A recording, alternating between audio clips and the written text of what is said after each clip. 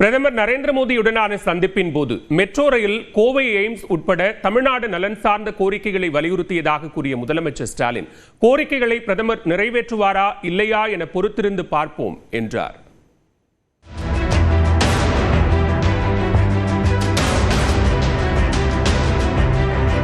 என்ன சொல்லுவாரு? செய்ய மாட்டேன்னு சொல்லக்கூடாது, செய்வதுதான் சொல்லுவாரு.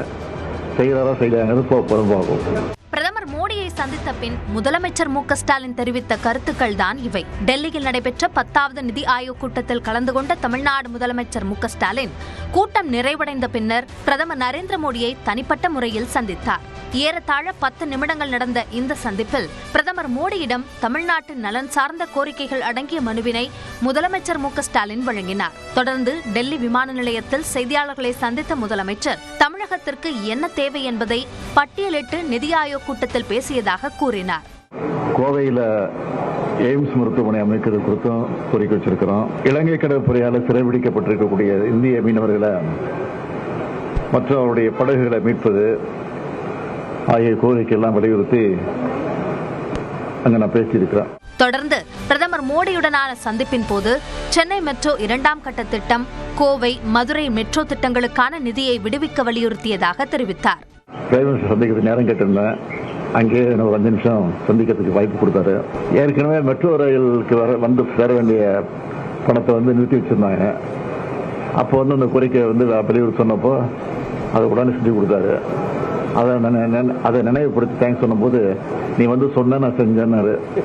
அதே மாதிரி இப்போ சொல்லியிருக்கேன், இது செய்யுங்கன்னு சொல்லிட்டு வந்திருக்கேன். பல்வேறு கோரிக்கைகளை விடுத்துள்ள நிலையில் அதனை மோடி நிறைவேற்றுவாரா இல்லையா என்பதை பார்க்கலாம் என்றும் முதலமைச்சர் குறிப்பிட்டார். என்ன சொல்லுவாரு? செய்ய மாட்டேன்னு சொல்லக்கூடாது, செய்வதுதான் சொல்லுவாரு.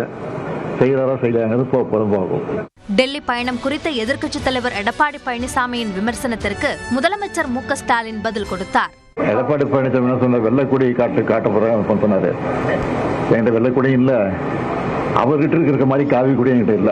சோனியா ராகுல் காந்தியுடனான சந்திப்பின் அரசியல் பின்னணி குறித்தும் முதலமைச்சர் மு க ஸ்டாலின் விளக்கமளித்தார். சோனியா காந்தி ராகுல் காந்தி அது மரியாதை சந்திப்பு. எப்ப டெல்லிக்கு வந்தாலும் அவங்க சந்திக்காம போடுறது அதே அடிப்படையில் சந்திச்சிருக்கேன். அதே நேரத்தில் அரசியல் பேசுறோம் இல்லைன்னு சொல்றேன். அமலாக்கத்துறை விவகாரத்தில் உச்சநீதிமன்றத்தின் கருத்து நியாயமானது என்று கூறிய முதலமைச்சர் மு க ஸ்டாலின் தமிழக அரசு மீதான மணல் குவாரி, டாஸ்மாக் ஊழல் குற்றச்சாட்டுகளுக்கும் பதிலளித்தார். அதெல்லாம் சித்தராட்டம், பொய், தேவையில்லாம பிரச்சாரம் பண்ணிட்டு இருக்காங்க. துறையினுடைய அமைச்சர் அப்பப்போ மறுத்துட்டு தான் இருக்கிறாங்க. இருந்தாலும் திட்டமிட்டு செய்யறாங்க. தேர்தல் நெருங்குறது அதிகம் செய்வாங்க. அதெல்லாம் சந்திப்பு தயாரா இருக்கும். கல்வி நிதி உள்ளிட்ட நிதிகளை மத்திய அரசு விடுவிக்கும் என்ற நம்பிக்கையோடு இருப்பதாகவும் முதலமைச்சர் மு க ஸ்டாலின் தெரிவித்தார்.